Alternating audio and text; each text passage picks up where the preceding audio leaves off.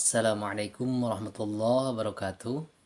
Dalam kesempatan ini saya akan menguraikan beberapa bacaan-bacaan gharib dalam kiroah Imam Asim riwayat Hafaz, yaitu diantaranya saktah, imalah, naql, ibdal, ishmam, tashil, madan qasar, silah, serta fatah atau domahnya dhad. Baik, pengertian gharib menurut bahasa, gharib berasal dari kata goroba yang artinya asing. Sedang menurut istilah, hukum bacaan gharib biasa dikatakan merupakan bacaan yang tidak biasa di dalam Al-Quran karena samar baik dari segi huruf, lafaz maupun maknanya. Tentu saja karena bacaan ini asing atau tidak biasanya, maka akan dikhawatirkan terjadi kesalahan dalam membaca Al-Quran. Jadi sangatlah penting untuk dipelajari dan untuk diketahui sebagai bentuk adab dan tata krama dalam membaca Al-Quran. Macam-macam hukum bacaan gharib menurut salah satu pakar ahli qiraah Al-Quran, Syekh Abu Bakar Asim bin Najud atau lebih dikenal dengan Imam Asim. Hukum bacaan gharib dengan riwayat Imam Hafaz sebagai berikut. Yang pertama, saktah. Saktah itu menurut bahasa asal katanya dari lafaz sakata yaskutu sukutan, yang berarti diam. Nah, sedangkan menurut istilah, saktah itu ialah berhenti sejenak tanpa bernafas. Berhenti sejenak antara dua ketukan atau satu alif tanpa bernapas. Menurut kiroah dalam kiroah Imam Asim riwayat Hafiz, saktah dalam Al-Quran itu ada 4. Yang pertama dalam surat Al-Kahfi ayat ke-1, yang kedua dalam surat Yasin ayat 52, yang ketiga dalam surat Al-Qiyamah ayat 27, dan yang keempat dalam surat Al-Mutaffifin ayat 14. Nah, contoh seperti saktah yang ada dalam Quran surat Al-Kahfi ayat ke-1, sebagai contoh lafaz iwaja. Nah, lafaz iwaja itu ada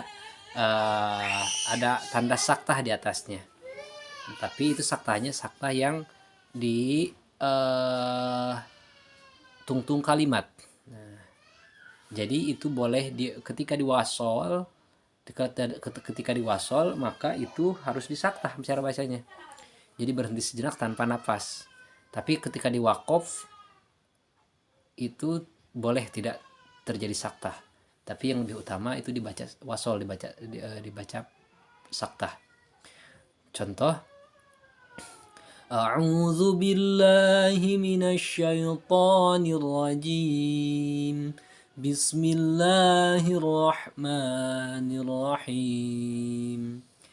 Alhamdulillahilladzi anzala ala 'abdihil kitaba wa lam yaj'al lahu 'iwaja qayyiman liyundhira ba'san syadida. Nah, begitu. Jadi dari lafaz iwaja kita berhenti sejenak, waktukan tanpa bernapas. Lalu disambungkan dengan lafaz qayyiman liyundhira. Nah, yang kedua ada imalah. Imalah itu ialah memiringkan bacaan A jadi E. Nah, seperti yang ada dalam Quran surat Hud ayat 41, di situ ada lafaz bismillahi majroha wa mursaha. Namun di lafaz majroha itu di atasnya ada tanda saktah. Nah, cara membacanya yang asalnya dibaca majroha jadi majreha. Nah, dimiringkan, asalnya ro jadi re. Nah, contoh, Bismillahirrahmanirrahim. Wa qala irkabu fiha bismillahi majreha wa mursaha. Nah, Jadi tidak dibaca majroha wa mursaha, tapi dibaca majreha wa mursaha. Ya, catatan tidak membuang madnya. Jadi tetap walaupun dibaca imalah, dibaca majreha, tapi tetap panjangnya sama madnya, panjang madnya sama, 2 harkat atau 2 ketukan. Yang ketiga ada naqal. Naqal menurut bahasa itu ialah asal kata dari nakola yankilu naklan, artinya pindah atau memindahkan atau berpindah. Nah, secara istilah ilmu qiraah, naql itu memindahkan harokat ke huruf sebelumnya. Nah, dalam qiraah Imam Asim riwayat Hafiz, ada satu naql, ada satu bacaan yang harus dibaca naql dalam Al-Quran, yaitu terdapat pada surat Al-Hujurat ayat 11. Pada lafad bi'sal ismu, asal katanya bi'sal ismu. Nah, di situ ada 2 hamzah wasal yang mengafid lam. Yang pertama alif lam ta'rif, yang kedua hamzah, yang pertama hamzah lam ta'rif, yang kedua hamzah lafad al ismu. Nah, itu baris yang ada dalam hamzah al ismu dipindahkan kepada huruf sebelumnya, yaitu lam. Jadi pembacaannya tidak dibaca bi'sal ismu, tapi dibaca bi'salismu. Nah, kenapa dipindahkan memakai qiraat naqal, cara membacanya harus naqal? Karena supaya memudahkan dalam membacanya atau dalam pengucapannya. Baik, yang selanjutnya yang nomor 4 ada hukum bacaan ibdal. Ibdal secara bahasa ialah mengganti atau mengubah. Sedangkan ibdal yang dimaksud dalam ilmu qiraah, Imam Asim riwayat Hafiz itu ialah mengganti huruf hijaiyah yang satu dengan huruf hijaiyah yang lainnya. Seperti dalam surat Al-Ahqaf ayat keempat, yaitu mengganti hamzah qata dengan ya. Contoh, Bismillahirrahmanirrahim. Am lahum syirkun fis samawat. Ituni. Nah, dalam pembacaan lafaz ituni itu sebenarnya asalnya susah. Kenapa? Karena hamzah wasol yang ada lafaz ituni, hamzah yang pertama itu tidak ada barisnya. Nah, setelah hamzah wasol itu ada hamzah qata. Nah, di sini para ulama sepakat bahwa hamzah qata, hamzah yang kedua itu harus harus ditukarkan, digantikan dengan iya, karena kita harus mengasih harokat terhadap hamzah wasol, hamzah yang pertama. Caranya yaitu dilihat dari asal katanya. Asalnya itu kata ata yati iti. Nah, cara ngasih harokatnya yaitu dilihat dari asal katanya ata yati iti. Nah, lihat huruf yang ketiga.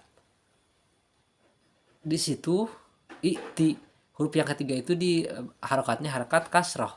Maka hamzah yang pertama yang tidak ada barisnya kita harakati dengan harkat kasroh, maka dibaca iti. Lalu si hamzah qata hamzah yang kedua ditukarkan atau digantikan dengan ya, karena supaya memudahkan atau sejalan dengan baris yang sebelumnya, karena huruf ya itu menyerupai baris kasroh.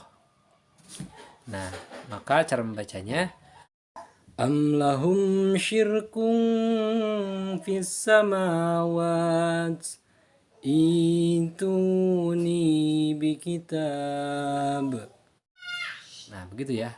Tapi bisa juga tidak diwasol, Jikalau dibaca di wasol itu ayat, itu ayat, itu kalimat, maka si harokat ta-nya itu dimasukkan langsung ke hamzah yang sukun, ke hamzah koto. Jadi dibaca amlahum syirkung fis samawati tuni. Nah, begitu. Nah, tapi yang lebih utama itu dibaca ibdal, yaitu lafaz samawati-nya diwakofkan dibaca samawat, lalu lafaz ituninya itu dikasih hamzah yang ada di lafaz ituni itu dikasih harokat kasroh karena melihat asal katanya, begitu ya.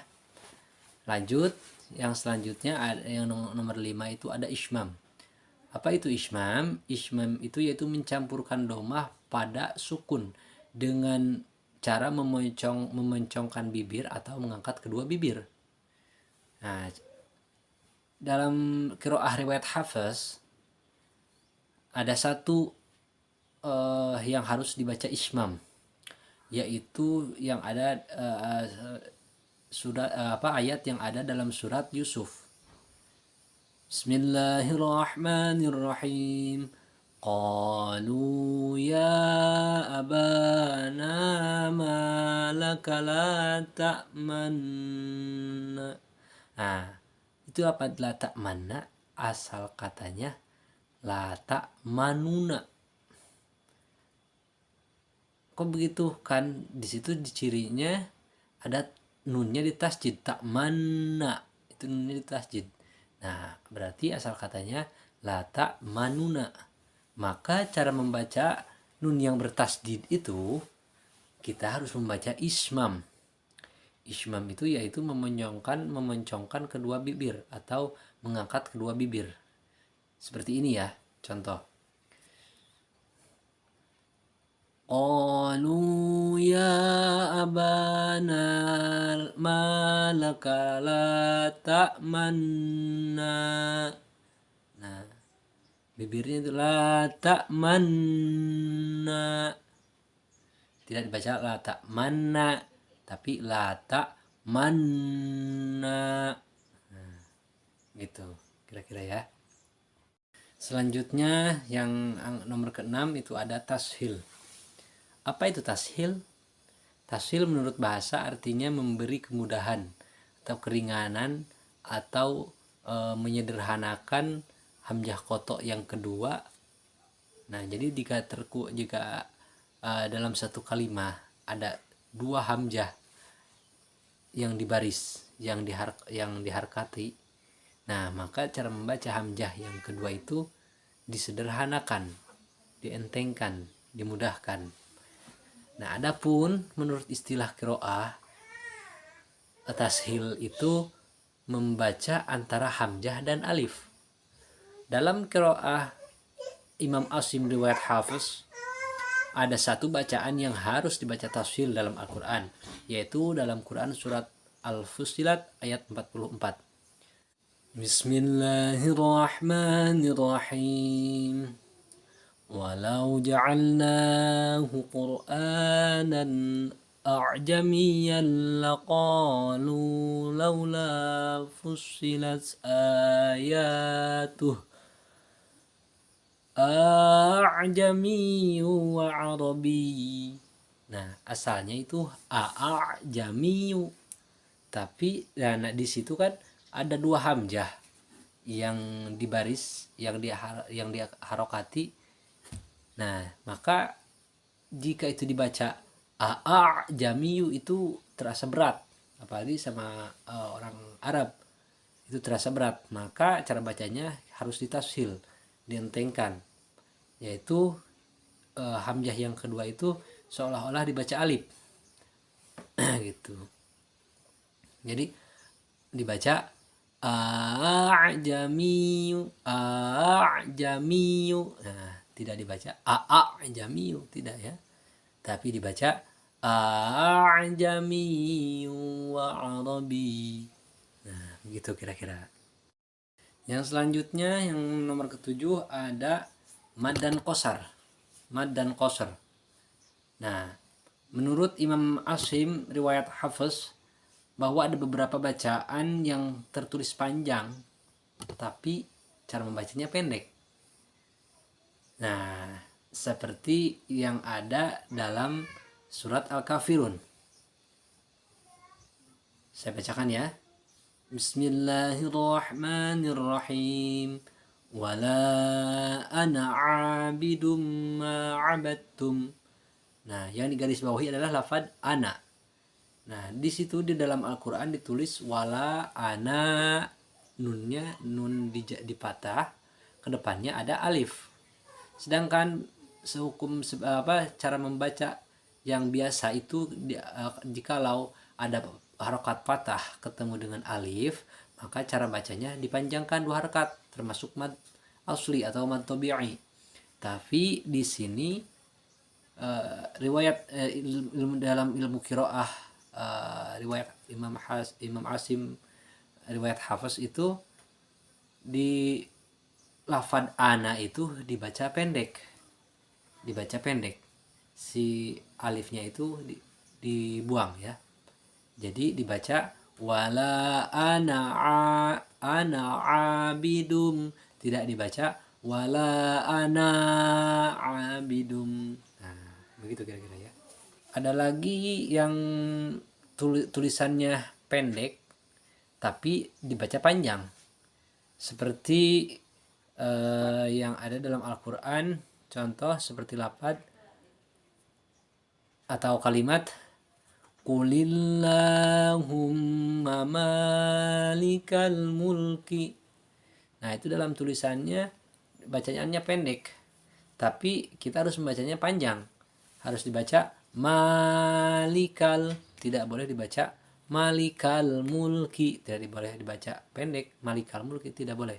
Kenapa? Karena jika dibaca panjang malikal mulki, nah itu artinya kalau dibaca maliki artinya zat yang memiliki. Sedangkan kalau dibaca pendek, dibaca maliki, itu artinya tuan.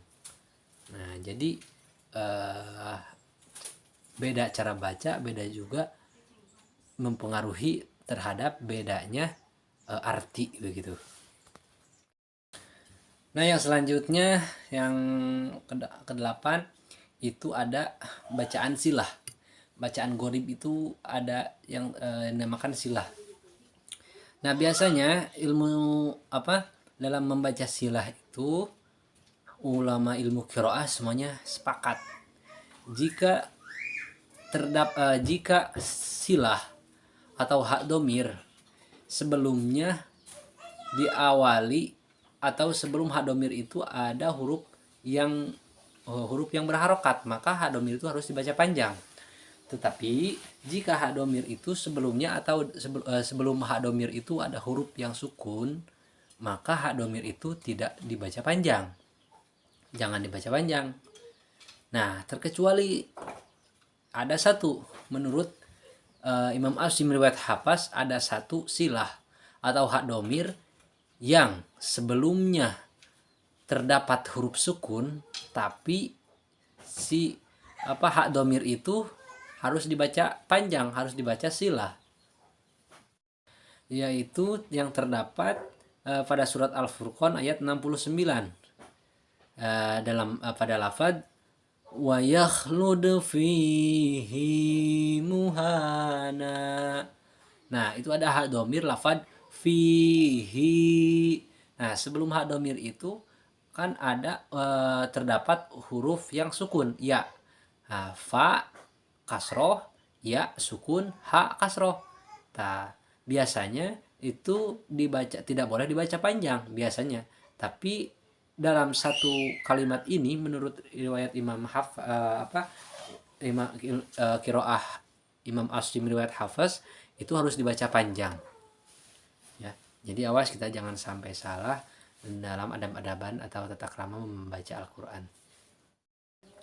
Baik, yang selanjutnya ada cara membaca dhad yang terdapat pada surat Rum ayat 54. Bismillahirrahmanirrahim. Allahul ladzi khalaqakum min ضعف ثم جعل من بعد ضعف قوة ثم جعل من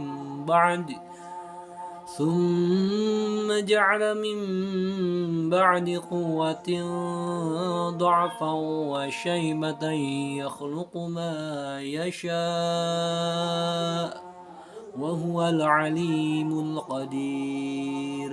Nah, dalam surat tersebut, dalam ayat tersebut terdapat tiga dod, do'fing, min do'fing, terus mim ba'di do'fing, terus kuwati do'fa. Nah, cara membaca dod ketiga dod tersebut terdapat dua pendapat, yaitu bisa dibaca patah, yakni seperti bacaan tadi, dibaca min do'fing summa ja'ala min ba'di do'fing kuwatan summa ja'ala min ba'di kuwatin do'fan wa syaibah. Nah, bisa begitu. Bisa juga huruf dod itu dibaca domah. Nah, menurut Imam Hashim riwayat Hafiz itu boleh dibaca domah, yakni boleh dibaca Allahulladzi khalaqakum min du'fin thumma ja'ala min ba'di du'fin quwwatan thumma ja'ala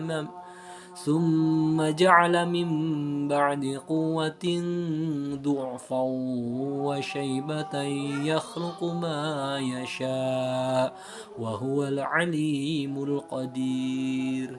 Nah, begitu ya kira-kira ya. Terima kasih. Sekian dari saya. Wassalamualaikum warahmatullahi wabarakatuh.